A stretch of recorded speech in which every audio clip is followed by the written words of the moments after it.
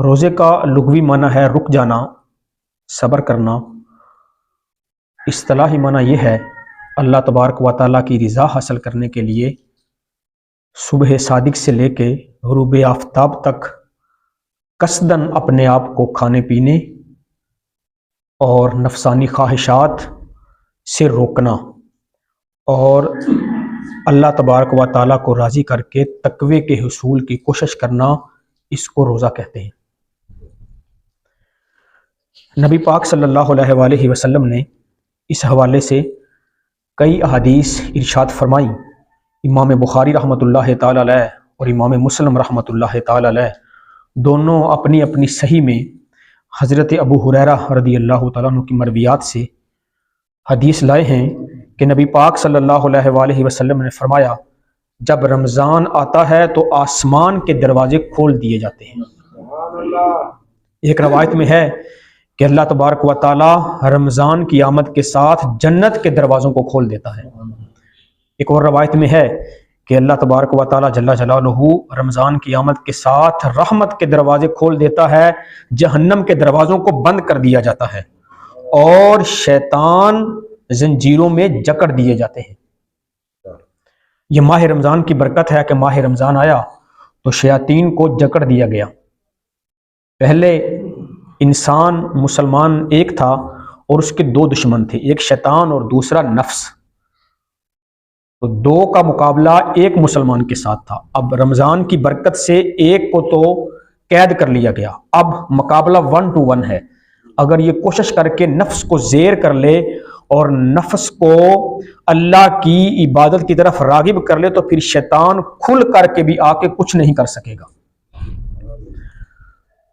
حضرت امام احمد بن حنبل اور امام ابو عیسیٰ ترمذی، امام ابن ماجہ تینوں اپنی اپنی سند سے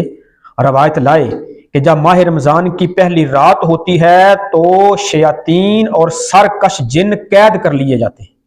اور جہنم کے دروازے بند کر دیے جاتے ہیں، کوئی ایک بھی نہیں کھولا جاتا، اور جنت کے سارے دروازے کھول دیے جاتے ہیں، کوئی ایک بھی بند نہیں کیا جاتا، اور منادی یہ پکارتا ہے اللہ کے حکم سے، اے خیر طلب کرنے والے اس طرف توجہ کر، اے شر کے چاہنے والے باز رہ۔ اور کچھ لوگ جہنم سے آزاد ہوتے ہیں اور ہر رات میں ایسا ہوتا ہے۔ ایک روایت میں ہے کہ ماہ رمضان کی ہر رات اللہ تبارک و تعالیٰ 60,000 لوگوں کی بخشش فرماتا ہے، اور جب یکم شوال یعنی عید الفطر کا چاند نظر آتا ہے تو اللہ تبارک و تعالیٰ ماہ رمضان میں جتنے لوگوں کو بخشا ہوتا ہے اتنے جمع کر کے ان کو بخشش کا مزدہ سنا دیا جاتا ہے۔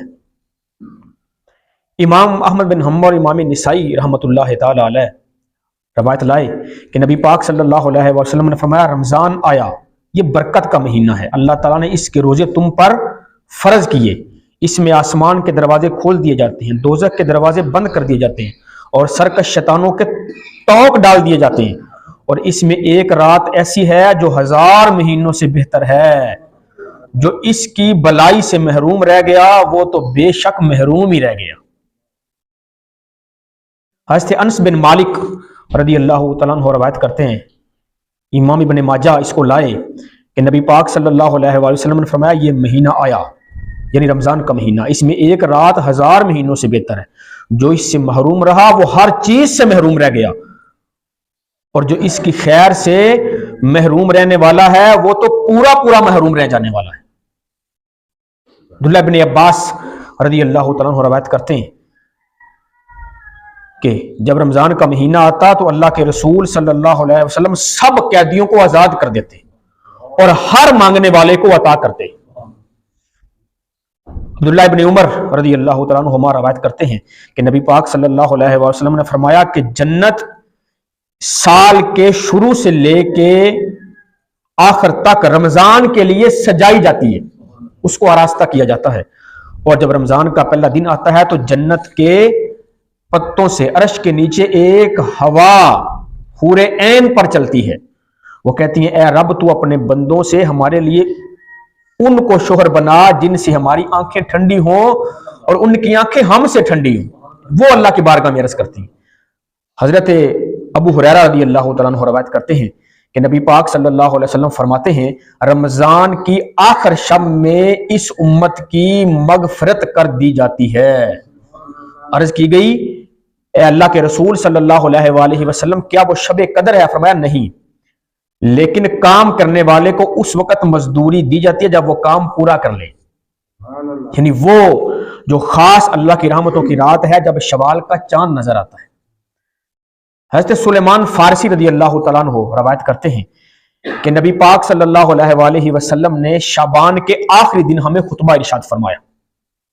اے لوگو تمہارے پاس عظمت والا برکت والا مہینہ آ گیا۔ نبی پاک صلی اللہ علیہ وآلہ وسلم شعبان کے آخری دن یہ خطبہ ارشاد فرما رہے ہیں جو میں آپ کی بارگاہ میں عرض کر رہا ہوں کہ تمہارے پاس عظمت والا برکت والا مہینہ آیا، یہ وہ مہینہ جس میں ایک رات 1000 مہینوں سے بہتر ہے۔ اس کے روزے اللہ تعالیٰ نے فرض کیے اور رات میں قیام کرنا یعنی تراویح کا یہاں ذکر کیا جا رہا ہے وہ سنت ہے، اور اس میں اگر کوئی نیکی کا کام کرے تو وہ ایسے ہے جیسے اس نے کسی دوسرے مہینے میں فرض ادا کیا، نفلوں کا ثواب فرض کے برابر، اور جس نے فرض ادا کیا وہ ایسا ہے جیسے اس نے کسی اور مہینے میں 70 فرض ادا کیے۔ یہ مہینہ صبر کا مہینہ ہے اور صبر کا ثواب جنت ہے۔ یہ مہینہ مواسات کا مہینہ یعنی غم خواری کا مہینہ ہے۔ اس مہینے میں مومن کا رزق بڑھا دیا جاتا ہے، اور جو اس میں روزے دار کو افطار کرائے اس کے گناہوں کی بخشش کر دی جاتی ہے اور اس کی گردن آگ سے آزاد کر دی جائے گی، اور روزہ افطار کرنے والے کو بھی وہی ثواب ملے گا جو کروانے والے کو مل رہا ہے، بغیر اس کے اجر میں کوئی کمی کیے، یعنی روزہ رکھنے والے کے اجر میں کوئی کمی نہیں ہوگی۔ بعض اوقات لوگ سوچتے ہیں شاید کسی اور کی چیز روزہ افطار کریں گے تو ثواب تو وہ لے جائے گا، اللہ کے ہاں کوئی کمی نہیں ہے، اللہ تمہیں بھی دے گا اور اسے بھی اتنا ہی عطا فرمائے گا۔ ہم نے عرض کی یا رسول اللہ صلی اللہ علیہ وسلم ہم میں سے ہر شخص اتنی طاقت نہیں رکھتا کہ وہ روزہ افطار کرائے، تو نبی پاک صلی اللہ علیہ وآلہ وسلم نے فرمایا اللہ تعالیٰ یہ ثواب اس شخص کو بھی دے گا جو ایک گھونٹ دودھ یا ایک کھجور یا ایک گھونٹ پانی سے روزہ افطار کروائے، اور جس نے روزے دار کو پیٹ بھر کے کھلایا اللہ تعالیٰ میرے حوض سے اسے پلائے گا، وہ دوبارہ کبھی پیاسا نہیں ہوگا قیامت کے دن۔ جو ایک گھونٹ پانی ایک گھونٹ دودھ یا ایک کھجور کے ساتھ روزہ افطار کرے اللہ اسے پورا ثواب دے گا روزے کے برابر، جو پیٹ بھر کے کھلائے گا اللہ تعالیٰ اسے حوض کوثر سے پلائے گا اور پھر وہ دوبارہ کبھی پیاسا نہیں ہوگا یہاں تک کہ جنت میں داخل ہو جائے گا۔